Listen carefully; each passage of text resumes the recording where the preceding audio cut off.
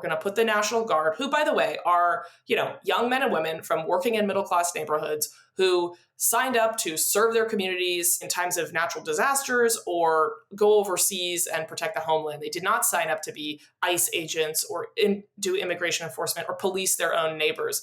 And he's sending these people against their own volition, against the wishes of local law enforcement and elected leaders, into these cities in these highly charged partisan situations in order to create an escalation that will then allow for further militarization.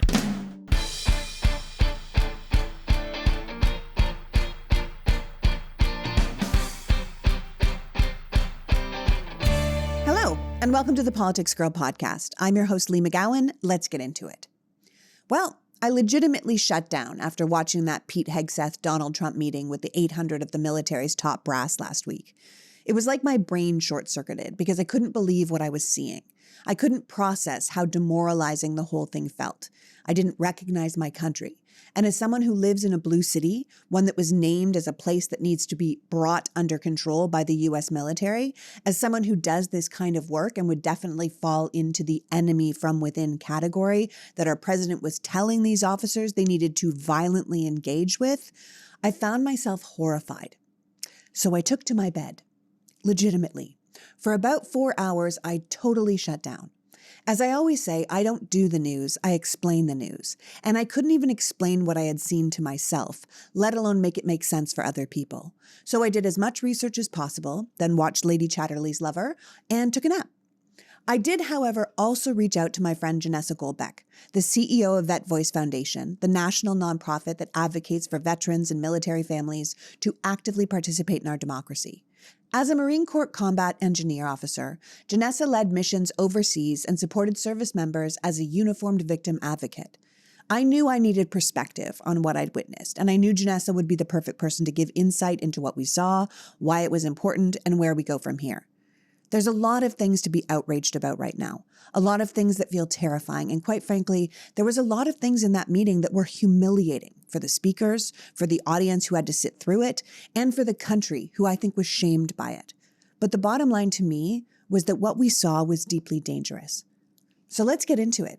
Without further ado, please welcome my guest, former Marine human rights advocate and CEO of Vet Voice Foundation, Janessa Goldbeck. Thank you for coming back, Janessa. Thanks for having me. Always a pleasure. Is it a pleasure right now? What are we even doing? I called you like the day we watched this thing go down and I was like, what am I looking at? Please come and talk to us. Because listen, as a military person, please tell people right off the jump how unprecedented it is for the Secretary of Defense to call a meeting with that many military leaders in a publicized place at a certain time, and then even more so to add the president to that mix. Never happened in my lifetime. It hasn't happened in modern history. The idea of taking these very serious leaders away from their operational commands and making them fly thousands of miles on the taxpayer dime to Quantico for a published event that's public, let alone the security risk that this posed, the immense cost, the millions of dollars wasted on travel. But just time, these people have real jobs. They are leading troops who are countering real threats from our near-peer adversaries and cartels around the globe. And we are taking them away from the responsibility of keeping our service members safe and our homeland safe and bringing them to basically what amounted to a pep rally that Hegseth wanted to throw to make himself feel big. I mean, I have never seen something more embarrassing. And I really have to say that I respect and admire how the generals and admirals responded, which is they didn't. They sat there stone-faced. They did not feed into his ego or, laugh along with his jokes. And I think that took real discipline, but it just shows you these are actual serious people with years of experience who understand that the military is not supposed to be used as a partisan prop. Yeah, it's almost like you're watching what real professionalism looks like. Look, we haven't, with the leadership we've had for the past 9 months, it's almost like you forget what people who are following their responsibility, doing the job that they're supposed to do, how they're supposed to behave. Everything has become so reality TV based and like out of control, and everything is unprecedented that you just feel like, what's even happening? And then you see those people sitting there with respect, not doing anything, listening, taking it in, but not giving more than they needed to. To call all those officers in, like you said, some of those people are in active war zones, right? To listen to essentially a 3-hour pep rally. I feel feel like it was a performance, right? Like it was done with purpose. And I know I'm not alone with the rage I felt watching it. When it was done, I felt genuinely sick to my stomach. I married into a really devoted and patriotic military family. And what that was just the polar opposite of everything I have learned that they stood for, that they respected, that they had worked for. And I think it's easy to make fun of it because, I mean, quite frankly, it was just so embarrassing. But I mean, Hegseth basically stood up there and said, look better in your uniforms, no fatties, no uggos, but the actual event was really chilling. 100%. I think that's the tension with this administration writ large is the things that they do and say are made for TV moments. They're comically villainous and cartoonishly so. And yet what they're actually doing is also very dark, very destructive, and driven by animus towards people who are not white Christian nationalists. And I really fundamentally, I think there are plenty of things, I'm sure we'll get into them, that Pete Hegseth said that are just so antithetical to the ethos of the modern professional military, things that Trump said that are antithetical to democracy and the values this country was supposedly founded on. But at the same time, they look like absolute clowns. And Pete Hegseth up there, I think he's a guy with a hole in his heart. I don't think anything will fill it. He reminds me of guys that you met in high school and college who felt like they had to make other people look small in order to look big. And it's just reeks of insecurity. So to watch that in contrast to these generals and flag officers who have spent 25, 30 years in the military, toughening themselves, having to make very hard choices, making real sacrifice, the contrast couldn't have been more stark. Yeah, Pete and Donald are in many ways like 80s high school villains or like frat boy villains, right? Like it's Biff Taylor from Back to the Future. It almost That's feels exactly what I was thinking. Like it almost feels comical, right? Like Pete had a bunch of lines that I think he thought would be crowd pleasers, like telling the enemies to FAFO and then getting zero response from the audience. He just had moment after moment that he clearly thought were mic drop moments that were really pin drop moments because it was so silent. And a lot was made of the lack of clapping. And I've heard conflicting stories that military are not trained just to clap, but then I've seen videos of them clapping for other speakers. So what are your thoughts on that one? Yeah, I think general officers in particular know that they are not supposed to react in a partisan environment. Like when you watch the State of the Union, you usually have the chairman of the Joint Chiefs and the service branches up front, and they don't clap during the State of the Union ever. That's kind of the norm. And so I think going into this, these flag and general officers knew that this was going to be a very partisan, highly charged event. And so I'm certain that whatever communication network occurs with all of them, that their JAGs and all of their legal advisors, the ones that are still left anyways. Yeah, I was going to say a lot of those JAGs yeah. are gone. And for people that don't understand, the JAGs are they're sort of the lawyers of the military that tell the military what is a legal order, what is an illegal order, sort of act as kind of the Jiminy Cricket to what orders are given to the moral center, to what orders are given to the military. And Donald Trump and this administration have got rid of a lot of those JAG lawyers. They have. And they've also gotten rid of the inspectors general who, if an action is taken and there's a question about whether or not it was legal or illegal, those inspectors general are responsible for investigating that. And those folks are now gone as well. So I think, I think it really is a testament to the discipline of the senior officer corps that they knew coming into it that they were not going to be used as a prop. And so they didn't respond.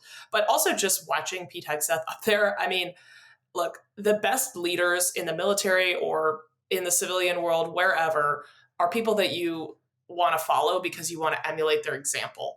And weak leaders are people who think they need to project some sort of hyper, masculine or hyper inflated sense of strength.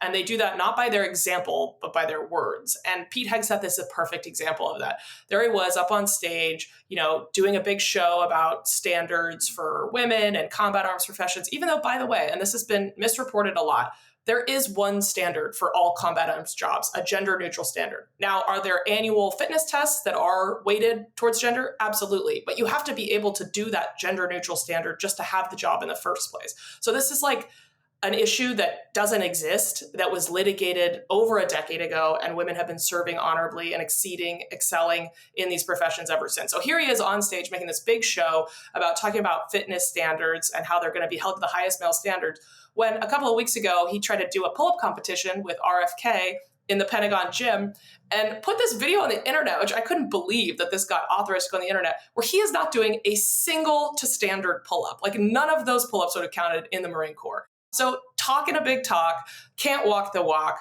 ultimate sign of a weak leader. Yeah, absolutely. I mean, Pete was also up there doing essentially a TED Talk style wandering speech, right? So he was all over the stage. He was pausing and looking at the camera. I mean, it was very Fox News weekend, right? Like he's bashing woke culture. He's talking, like you said, about the aesthetics of soldiers, from their bodies to their haircuts. He said the military would be returning to, as you're saying, this highest male standard, but that's not really a thing.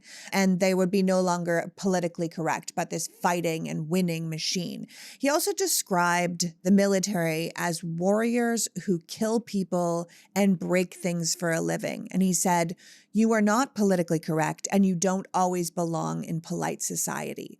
What do you make of that? This has been his take on the military from the beginning. And again, it goes back to somebody who has never seen the real deal. He thinks toughness is this comic book, He-Man version of strength. And look, this is a guy who's a major in the Army National Guard. Like no shade to the Army National Guard, but if you're such a big tough guy, join the Marine Corps. I don't know, be in special forces. Like do something come on, dude. I'm so sorry, but just to hear a guy who's basically, by the way, rode a desk and was never, I'm not going to denigrate his service, but to come at other people's service and to reshape, what it means to be in the military in a way that only fits your very narrow definition is just so uneducated. And for this guy to be the Secretary of Defense and not understand that actually we need nerds who know how to engineer, and we need people who can fly drones, and they do that because they've played video games for their whole childhoods. Not saying that we shouldn't have high physical standards for everybody. I wish all of America, had high physical standards, and I wish we had healthy food that people could eat to get them there, and access to gyms and open spaces and all of that. But the reality is that the force is very complex and diverse for a reason, because this mission set is complex and diverse. And to stand up in front of all those generals and admirals and reveal that you don't actually know what the military is and what it needs in order to succeed was just really embarrassing for him. It was really embarrassing. And I don't even need to have been in the military to have seen that. We should remind people that since taking on the role of Secretary of Defense, Pete Hegseth has made major cuts to top military ranks, right? Firing several leaders, including the chairman of the Joint Chiefs, who was a Black general, and the woman who was the Navy's top officer, and the woman that was in charge of the Coast Guard. And he spent a lot of his speech talking about how woke culture had ruined the military, that it was nearly impossible to change a culture with the same people who had helped create that culture or benefited from that culture, implying that people who are people of color or women had benefited from some sort of DEI policy, and that was the only reason that they were there in the first place, which, as you said, for someone that, essentially didn't do the highest standard of military training and or combat, is kind of shocking for him to say that they had got there as DEI hires rather than merit. But this idea that the U.S. military isn't well trained or highly effective must have felt really insulting to all the people in that room. I mean, people who have been in combat, who have had to adopt and adapt to the changing weapon systems that we had. You were talking about drones, people who have devoted their lives to these positions. I mean, isn't the American military known for being excellent? Who is he talking to? We have the most professional and most lethal fighting force in the entire world. It was incredibly offensive for him to imply that the military has been, not up to snuff. We have never had a more competent and complex military, but that doesn't mean that we haven't made some serious mistakes. Strategically, the conflicts we've engaged in, the way we fought those wars, those deserve critique. But who ultimately is making those decisions? Elected leaders, political leaders. Congress, we've seen completely abdicate its responsibility for authorizing use of force. We've got AUMFs, the authorizations for use of military force, that have been in place since 2001. And we have not seen any real litigation of our strategies overseas. Those things deserve real criticism. And I'm not saying that we shouldn't look very hard at those decisions and the way we've put our military into the world and into danger. But it hasn't been the tactical ability of the US military that has made us unsuccessful in the Middle East or in other places around the globe. It's the very short-sighted or bureaucratic or no-sighted vision that elected leaders have had about our strategies overseas. And so again, he is the least qualified Secretary of Defense we've ever had. For him to stand in front of a bunch of folks who have served and actually given their lives to making the military stronger and better, when he has had the opportunity as somebody outside, a pundit with a major platform, to influence the conversation about how we employ our military, then for him to stand up there and say, you're the bad guys and I alone can fix it. I mean, what a self-aggrandizing tool. Yeah, without a doubt. I mean, it seems like Pete's concept of the military is that their main purpose is to look good while killing people. That's what I kind of got out of it. But you were in the military. I mean, isn't it also about diplomacy and problem solving and peacekeeping and global cooperation? So my dog Chips is everything to me. He's my pal, my shadow, my bestest friend. So when it comes to his dog food, I want to make sure he has the best he can get. He's 10 and a half now, so whatever I can do to keep him healthy for as long as possible is where I am. And I can tell you with all sincerity, when it comes to fresh and healthy dog food that's easy to store and serve, there is nothing like Sundays for Dogs. I don't know if your dog is a picky eater like Chips is, but Chips is incredibly picky, and he goes on and off of foods, but he will always eat Sundays for Dogs. I keep some in my office, I keep some in Sean's office. We can travel with it because unlike other fresh dog food, Sundays doesn't require thawing or refrigeration or preparation because of their air drying process. You can just pour it and serve. I love that it was started by a veterinarian who devoted her life to animals, and that you can customize your food based on the needs of your dog, their size, their breed, their allergies, their activity level. Sundays is the absolute highest standards for quality and food safety. It's 100% all-natural meat and superfoods, and 0% synthetic nutrients or artificial ingredients. Plus, Sundays ships right to your door. You never have to worry about running out of dog food, or in my case, trying to get a parking spot at my local vet, which is honestly damn near impossible. And you can cancel or pause your subscription at any time with Sunday's 14-day money-back guarantee. So try it out for yourself and see why thousands of dog parents like me have made the switch and reported their dogs have better energy, better poops, softer fur, fresher breath. I mix Sundays into Chip's rotation, but it is the food he does go to the most. If you want to make the switch to Sundays, go to sundaysfordogs.com/politicsgirl and get 50% off your first order. Or you can use the code politicsgirl at checkout. That is 50% off your first order at sundaysfordogs.com/politicsgirl. That's sundaysfordogs.com/politicsgirl, or use the code politicsgirl. I know you won't be disappointed. It is fantastic. And don't our dogs deserve the very best? Every day, there is another story about people's online information ending up in the wrong hands, which is why I am very pleased to work with Delete Me. Delete Me makes it easy, quick, and safe to remove your personal data online at a time where surveillance and data breaches are common enough to make everyone vulnerable. Delete Me knows your privacy is worth protecting. You sign up and provide Delete Me with exactly what information you want deleted, and their experts take it from there. Delete Me is not just a one-time service. It is always working for you, constantly monitoring and removing your personal information that you don't want on the internet. There is a reason that New York Times Wirecutter named Delete Me their top pick for data removal services. As someone with a very active online presence, privacy is obviously very important to me. It's a scary time to be out there. There's harassment and doxing, and even if you don't need it, then you probably know someone who does. Delete Me is just the kind of service we need in our lives in these increasingly crazy days. So take control of your data and keep your private life private by signing up for Delete Me, now at a special discount for our listeners. Get 20% off your Delete Me plan when you go to joindeleteme.com/politicsgirl and use the promo code politicsgirl at checkout. The only way to get 20% off is to go to joindeleteme.com/politicsgirl and enter the code politicsgirl at checkout. That's JOIN deleteme.com/politicsgirl, code politicsgirl.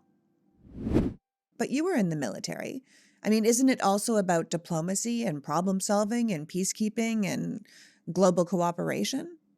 This is such a great point. And I think, for folks who haven't served, you might be wondering, well, what does the military do when we're not actively fighting a war in a conflict zone? Well, I actually never served in a combat zone. I deployed a couple of times to Europe, really not exactly harsh deployments, but my deployments were in support of NATO operations. So what we were doing is we were going into the field with NATO allies, and in some cases other European nations that were hopeful NATO allies, in order to share the expertise that we had to train side by side so that in the case of a conflict that we were all drawn into, we would know how to operate together. And what happens when you do that type of training, one is sort of just this natural diplomacy. You get to know people who are different than you. You get to learn things about their culture.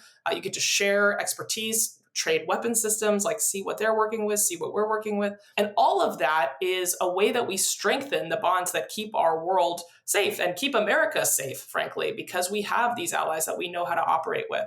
It's also something I think a lot of people never see is that the military is it's one of the last places in American society where people come together from all different backgrounds. It isn't just poor kids with no option who join the military. Actually, that's a pretty outdated stereotype. It's people from all walks of life, all classes, all races, all genders, backgrounds, political beliefs, who come together, put themselves through a really rigorous training, suffer together through sacrifice and discomfort, and are working towards a common cause. And that on its own is very worthwhile. That experience of bonding and coming together to achieve a mission across differences, that is something that strengthens the fabric of our society. It isn't just about going out and killing people. In fact, the majority of people who serve in the military will never serve in combat and will never have to face that really tough moral and ethical situation. And for the people that I know who have served in combat, who've deployed in combat multiple times, who've engaged in firefights, who may have contributed to someone's demise, no one I know who is a sane person wants that for other people. Nobody relishes that. There are people look, the world is not a safe place. We need there to be people who are willing to go out and do really tough things to keep us safe.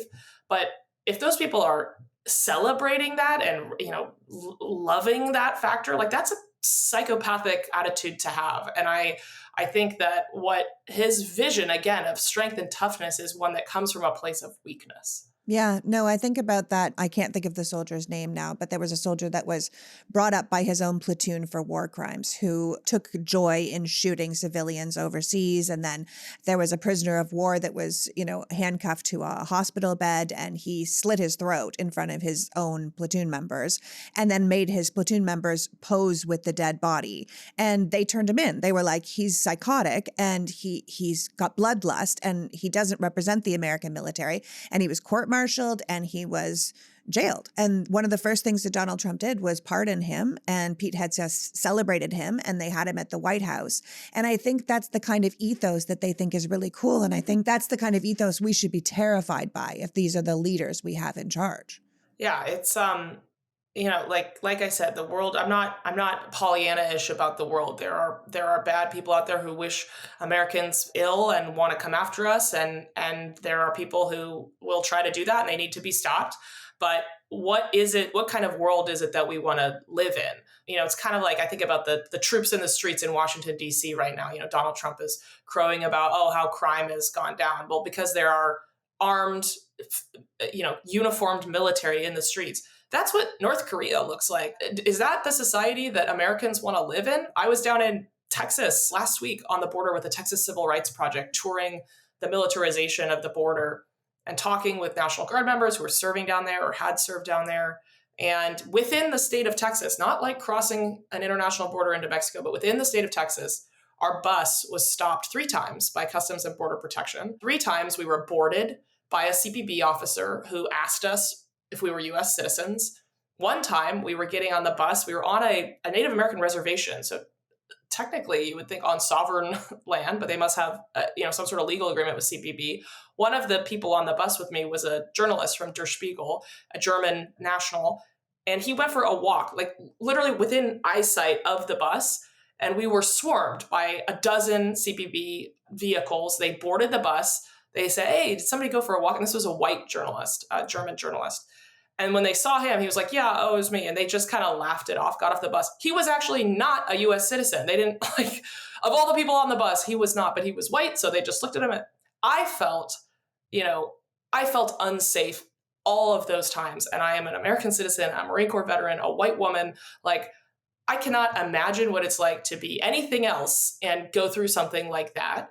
And that is inside of America. Is that what we think is like a free country? Is that the way we want to live? Is that how people want to live? And I think that this administration, Pete Hegseth, Trump, the militarization of our nation, this glory and bloodlust, like, that is their vision for America. And to me, that is fundamentally not who we are as a country. No, it's fundamentally horrifying. I mean, you're talking about like, look, you're not going to be Pollyanna, right? Like, it's not that there aren't people out there who are looking to hurt Americans. My concern is that they're all here now. Like, the people that want to hurt Americans the most are here. Like, so let's talk a little bit about what the president said at that same event, right? He basically did his enemy from within speech again. He said that the biggest war that the people in that room would fight, the biggest military generals and admirals and top-notch brass, would be the war from within, that the military's new battleground was at home. So talk me through what you thought about that, because that to me was just terrifying.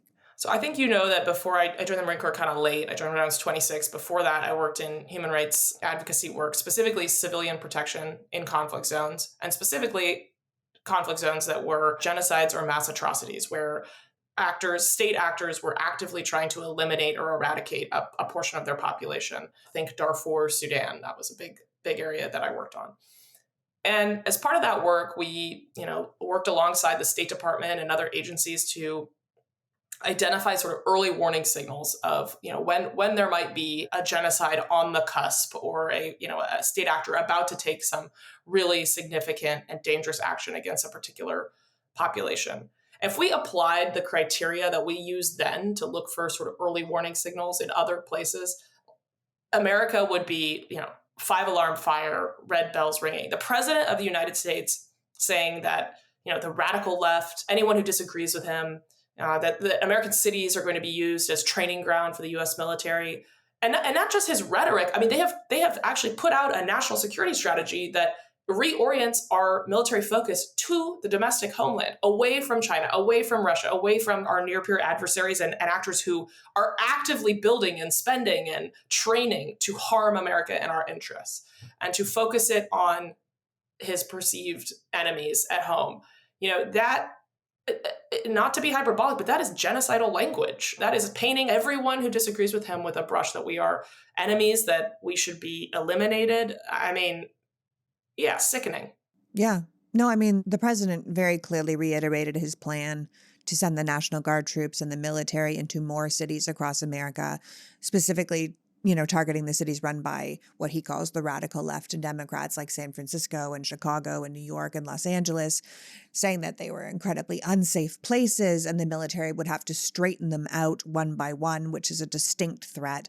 Or in one case, he suggested the military, as you're saying, be used even in inner cities or blue cities as a training ground, like you're going to use American citizens as enemy combatants for them to practice on, which is, terrifying. It's hard not to read that as declaring war on your own people. If you're not with me, you're against me, and I will use the full weight of the American military to destroy you. I mean, both the president and the Secretary of Defense basically said, listen, if you're listening to this and it's making you sick, or you're listening to this and you don't like it, you don't have to agree, but you can leave and you can lose your entire career because of it. I felt like that was a crazy way to address it. Did you think that? I mean, it felt like he was threatening the room as well. This episode is brought to you by IQ Bar, our exclusive snack and hydration sponsor. IQ Bar is the better-for-you, plant protein-based snack made with brain-boosting nutrients to refuel, nourish, and satisfy hunger without a sugar crash. IQ bars are entirely gluten-free, dairy-free, soy-free, GMO-free, and have no artificial sweeteners. They are, however, packed with clean, delicious ingredients to keep you physically and mentally fit, like magnesium, lion's mane, adaptogens, and more. With less sugar and carbs than the alternative, the plant protein bars are a smart snack choice, and the zero-sugar drink mixes will hydrate you with electrolytes while improving your mood and boosting your clarity. With over 25,000 five-star reviews and counting, more people than ever are fueling their busy lifestyles with IQ bars. Their brain and body boosting bars, hydration mixes, and mushroom coffees. Their ultimate sampler pack includes all three: 9 IQ bars, 8 IQ mix sticks, and 4 IQ Joe sticks. And right now, IQ Bar is offering our special podcast listeners 20% off all IQ Bar products, including their sampler pack, plus free shipping. To get your 20% off, text PG to 64,000. That's text PG to 64,000.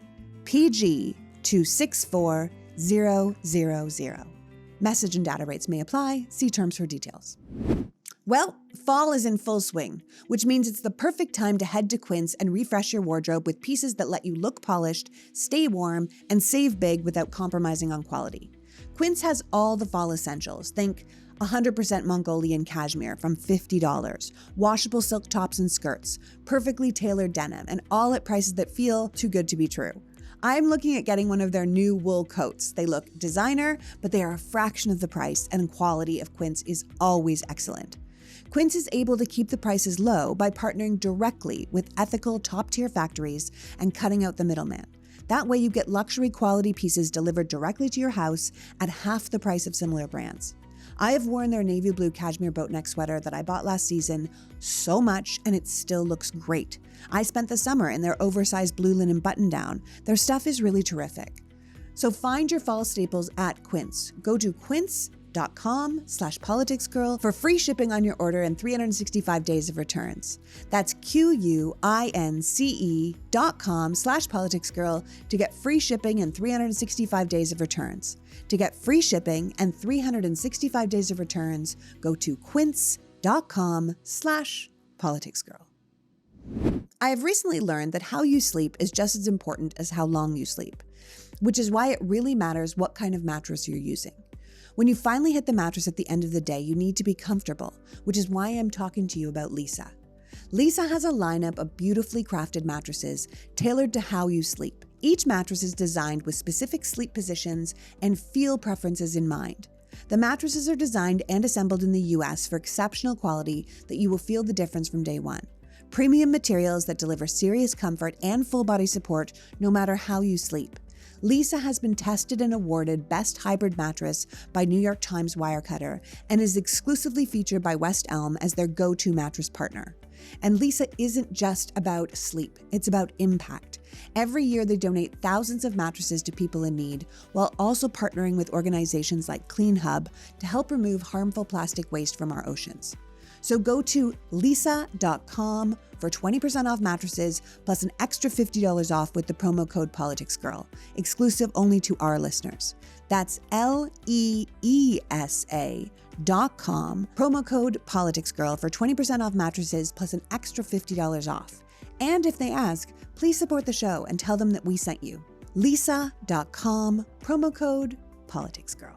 Both the president and the Secretary of Defense basically said, listen, if you're listening to this and it's making you sick, or you're listening to this and you don't like it, you don't have to agree, but you can leave and you can lose your entire career because of it. I felt like that was a crazy way to address it. Did you think that? I mean, it felt like he was threatening the room as well. 100%. Yes. I mean, threatening the room with his big, like Cheshire cat smile and trying to make it seem like, oh, this is all a big joke. But no, I mean, it was definitely heard. What he said was incredibly crazy. I think, okay, a couple of things. One, I have talked to a few National Guard generals who are either recently retired or led domestic deployments. And when I talked to them about the training grounds for American cities thing, they said, well, yeah, if he means laying rounds downrange, like, absolutely, that's nuts. What does that mean, laying rounds downrange? Shooting American civilians. Yeah, that's bad. That's illegal, obviously. there is some training value to these domestic deployments in the sense that, they're having to stand up and mobilize and get their gear out and get people, make sure people got all their boxes checked and they can deploy, and they have to do the administrative systems to get them paid. So there is some training value to that. Sure, but doesn't that sound like a way for smart people to be like, well, he could mean that it's just a great way for us to get together, where we know he means, like that scene in The Handmaid's Tale where all the women lose their jobs and lose their bank accounts and they go to protest on the street because that's their right, and they open fire on them. Because you only have to open fire on a couple sets of protesters before people stop protesting. And that's what their brains are thinking. And I think what he's attempting to do is, he doesn't have, I don't think he has the guts, I guess I would say, or he's, I don't know. I'm not going to speculate what's going on in Donald Trump's brain. That's a terrifying place to be. A sea of dark oatmeal.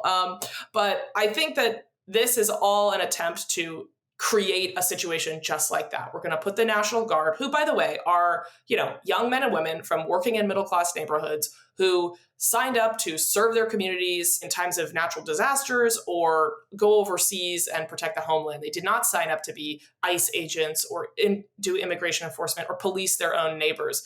And he's sending these people against their own volition, against the wishes of local law enforcement and elected leaders, into these cities in these highly charged partisan situations in order to create an escalation that will then allow for further militarization and justify further militarization. And I do think this is all leading towards the 2026 election, that this is just a way to kind of warm Americans up and get us used to seeing troops in the streets, for there to be some national voter fraud emergency in Michigan or Ohio or wherever, and for there to be National Guard deployed in the streets to really prevent people from voting or feeling safe to vote. Yeah. I mean, look, I was watching it and I thought, how is this not an impeachable offense? How is this entire event not a thing where the military brass themselves stood up and were like, okay, that's enough. This is treason. Because I don't understand how it is not against the Constitution for the president to say that America is under invasion from within. And then Donald Trump said, no different than a foreign enemy, but more difficult in many ways because they don't wear uniforms. At least when they're wearing a uniform, you can take them out. And he's talking about people like me and you and everyone that goes out and protests, people who pay their bills and take care of their kids and their parents who are working hard just to keep a roof over their head or pay for their health care. He wants the military to take us out.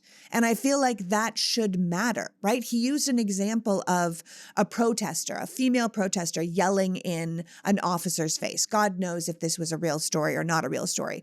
But we've seen a million photos of military meeting civilians and the civilian putting a flower in the gun. We've seen those images over the years. So let's say this is a true story where a female was yelling in an officer's face.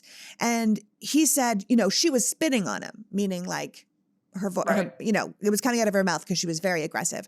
And he didn't do anything. And I want to change those rules. I say now, if you spit, we hit. Those are the new rules. So he's saying soldiers should be able to hit women, hit protesters, run people over with their cars, run people over with their horses. Like you're saying, whatever that term you used, and I was like, what the hell's that? And you were like, opening fire on the people. Right now, we're already seeing ICE officers smacking people around in buildings. We literally saw Black Hawk helicopters rappelling down to a Chicago apartment building to pull a bunch of people out of their beds, zip tie them, half of them children, naked children, zip tied naked children thrown in the back of a U-Haul. I don't know. This is already happening. And if people don't know what happened in Chicago, look it up because it is disgusting what happened.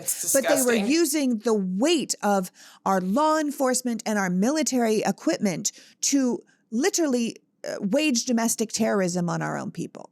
You're exactly right. It's un-American. There are so many violations of the Constitution that this administration is pursuing on every front. I mean, I feel sick to my stomach reading the news every morning, seeing what fresh horror they are bringing onto people and who they're targeting next, what vulnerable members of our society they're going after to make themselves feel tough and make the people who support this feel good about themselves. I read this story about the raid on the Chicago apartment building today, and this made my heart stop. And in some ways, it made me feel somewhat hopeful because I just can't wrap my head around the idea that the majority of Americans like this or think it's a good thing or support it. There was an anecdote in the Chicago Sun-Times that a protester was sitting down in front of the police line and they were kind of dragging them away. And the protester yelled, "Are you proud of yourself?" And the police officer yelled back, "No, I'm not." And as they were dragging them out. And I think we've seen in recent days, the biggest association of law enforcement agencies put out a statement asking political leaders to tone down the rhetoric. I mean, it was very both sides written, but the fact that they put that out at all, I think, because it is making it harder for law enforcement to actually do their jobs in cities because people aren't reporting crime because they're afraid that ICE is going to show up with them, or they can't distinguish who ICE is, who's a federal agent, who's a National Guardsman or woman, because the uniforms are all messed up and ICE is, or they're not in uniforms, or they're not showing badges. And so it's actually giving people who do have bad intent, who are bad actors, license to operate because they know we're sort of in this weird cowboy culture now in some of these places that the president of the United States has authorized. And yeah, I have to feel like at some point there will be enough people who have actually been affected by this or seen it firsthand that we're going to say enough is enough. But how do we take power back if we don't have a free and fair election in 2026, or if he says he's going to run again in 2028? I mean, there's just a lot of unknowns, but I have to believe that most Americans don't support this. Yeah, I agree. I also feel like, I think, as a total side note to the elections, I feel like the Republican Party, as it is now, which is really the MAGA party, which is a violent sort of anti-American party really at this point, I think they're taking a lot of liberties and thinking that people are just going to continue to vote for Republicans. They're gerrymandering all these districts and they think, well, we'll get all these Republican voters. And I'm like, how long are those people going to necessarily vote Republican? You could hate the Democrats, but you could be like, I can't support this. I lost my neighbor. These people are getting hurt. This is, it's detrimental to the military. It's detrimental to the American citizen. I feel like they're taking for granted that they're just going to keep getting Republican votes. Like, it's possible you gerrymander an entire district into Republicans, but those people do not vote for you.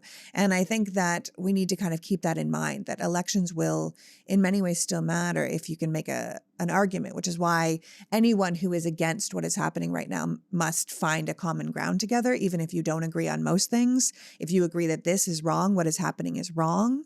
And that brings me back to the military, right? Like, remind me again, officers take an oath to the Constitution, right? Not the president. Enlisted take an oath to the Constitution and the president, but officers don't.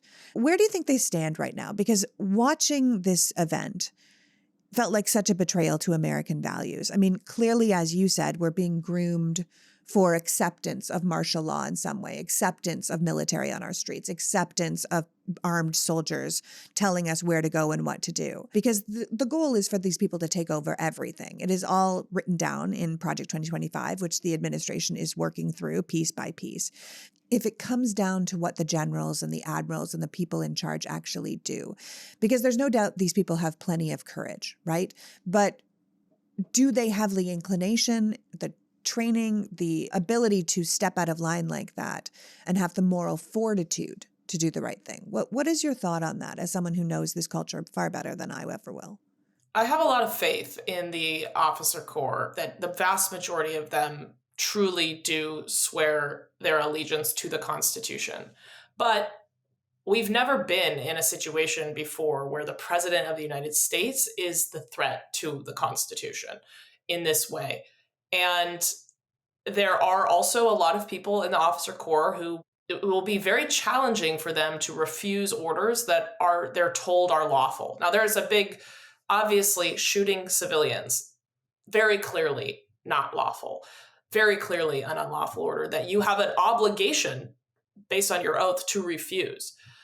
But what if the president, tells the Ohio National Guard to land in Illinois? A red state governor willingly provides their National Guard and sends them into Chicago against the wishes of the governor.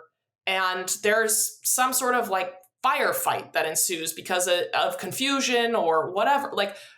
When we start putting people who have, don't necessarily have the the appropriate training into these positions, into these highly charged situations, or a protester throws a bottle and it hits somebody and a round goes off and somebody dies. Like these escalatory, inflammatory moments, in those moments, like, will it be clear whose side people are on? Like, what is the lawful response? Like, those are the situations that really scare me, because it isn't as simple as getting like a written, memorandum that says go into the streets of Chicago and mow down civilians. But when something like that happens, like, what are the rules of engagement for these folks, especially when they're deployed there against the wishes of local leadership? Like, those are the situations that really haunt me. And I have to hope that people will know in their bones what's right and what's wrong. And if you are in a position where you are raising your weapon against your fellow citizens, we've jumped the shark. Like, that's not right. I do want to come back to one thing you said before we close out, Lee, which is like,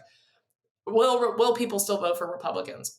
I think you're right. I think a lot of people will who voted in this last election won't vote for the Republican Party again after all of the things that are happening, whether it's the economy or these kidnappings or what have you.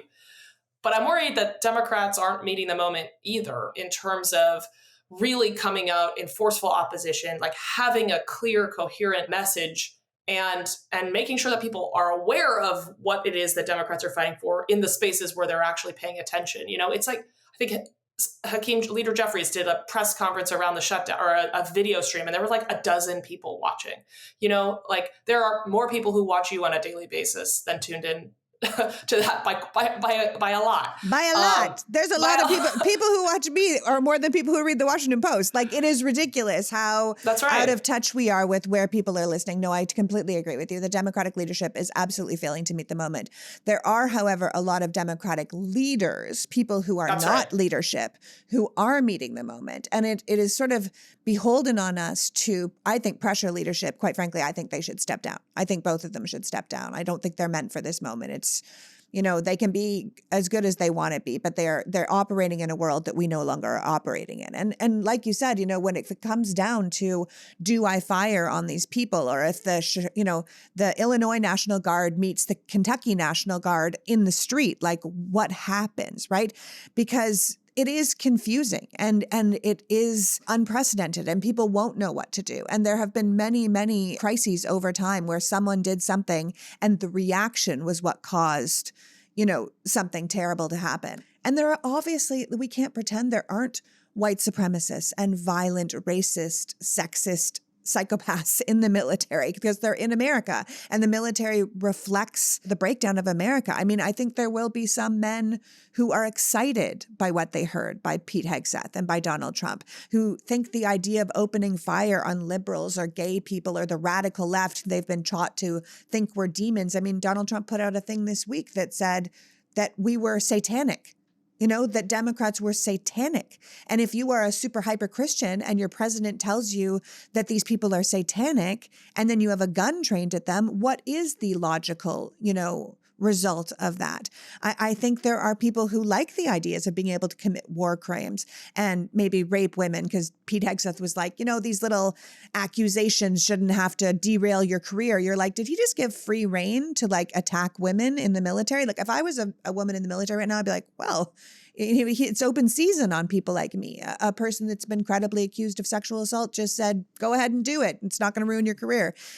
But I don't think that can possibly be the majority. My concern is that room that was filled with all those leaders, people who have devoted their career to American values, to the Constitution, that maybe these speeches that we saw weren't even for them, that all the false machismo we saw on display wasn't for the 800 people in the room that know better, but it was directed at the same group that MAGA talks to all the time, are boys and young men, that this was a performance to inspire the underdeveloped brains of our youth, that the generals and the mere presence of these important people in the room gave the two men speaking a validation of their authority, that we really do need to be out here checking on our boys to make sure that they see the opposite side of that bravado. Because, I mean, you're a female soldier, but they basically said, female soldiers can take it or leave it. You know what I mean? Like we don't need them. We need men, right? We need men. And it felt to me at the end of the day like they were trying to recruit terrorists, right? People that would be fine killing their fellow citizens to be part of the in-group. And there are clearly a lot of active duty military and veterans who are unconditionally supportive of this president. And I'm sure it's represented in leadership as well. But the whole thing felt like a tipping point to me. Did it feel like that to you? I think that's such a great point about the audience, like the idea that, yes, these generals were in the room, that these folks were listening, but the whole thing, this is a made for TV, made for TikTok presidency.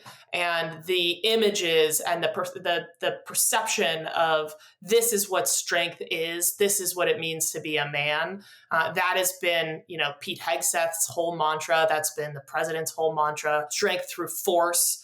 And you're exactly right. Their audience are young people, particularly young men.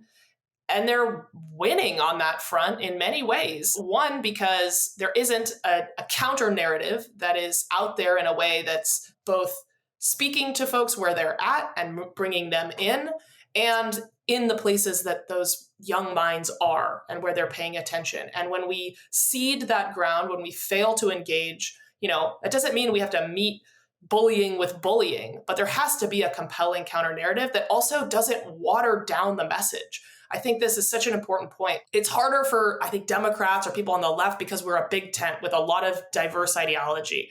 And that can be tough to come together to achieve things when we have differences of opinions that are very strong. But there have to be some unifying beliefs that are universal enough that we can bring people in, but are also compelling enough, not just the other guy's bad, but this is how we're going to tangibly make your life better. This is the place for you in our society. This is where you can lead and shine. And until we figure that out, and I think there are leaders out there who have and who are communicating that very effectively, but it's not scaled. And in the moment we're in right now, we need to supercharge that counter narrative. Yeah, we need to make it cooler to be a guy that cares about the world and doesn't need to just shoot up people and dominate women. And then we're not getting that message. That message is absolutely being disseminated, across the right wing. And it's resonating. I guess the question ends up, will these generals and everyone that was in charge bow to this authoritarianism, or will they be faithful to the Constitution? Will they end up saving the American people or shooting the American people? And I really hope that they make the right decision when it really comes down to it. And I hope that we as the American people can inspire them to protect us with our own goodness rather than waver when the moment hits. I think the greatest trap we can fall into, and I'm a civilian now as a veteran, no longer in uniform, is to allow Donald Trump to draw a bright line between them and us. The American military is ours, the American people. It is made up of our sons and daughters, brothers and sisters, moms and dads, and they need to know that we understand the position that the president is putting them in, and that at the end of the day, he's an old man who won't be here forever. But hopefully America will, and as a democracy that belongs to all of us, and that they'll make the right choice knowing that we have their backs. Yes. Thank you so much for joining us today, Janessa. I feel much better talking to you. I really needed 48 hours after that travesty to kind of pull my head together. So thank you so much for joining us and for all the work that you do with both Vote Vets and Vet Voice. I really appreciate it. It's so essential. And I thank everyone who served with you and who is still serving for their service. And I hope that they remember the Constitution and what it stands for as we move forward. Thanks for having me. I really appreciate it. So that was Janessa Goldbeck, reminding us that while there have always been people who want to harm Americans, it has never been the American president and his staff before. The question is, will the American military help him do it? Do they see us as the enemy from within, or do they see us as their fellow citizens that they're sworn to protect? We are clearly living in dangerous, unprecedented times, but I am so pleased that people like Janessa are out there working with our veterans to support our democracy and our morality.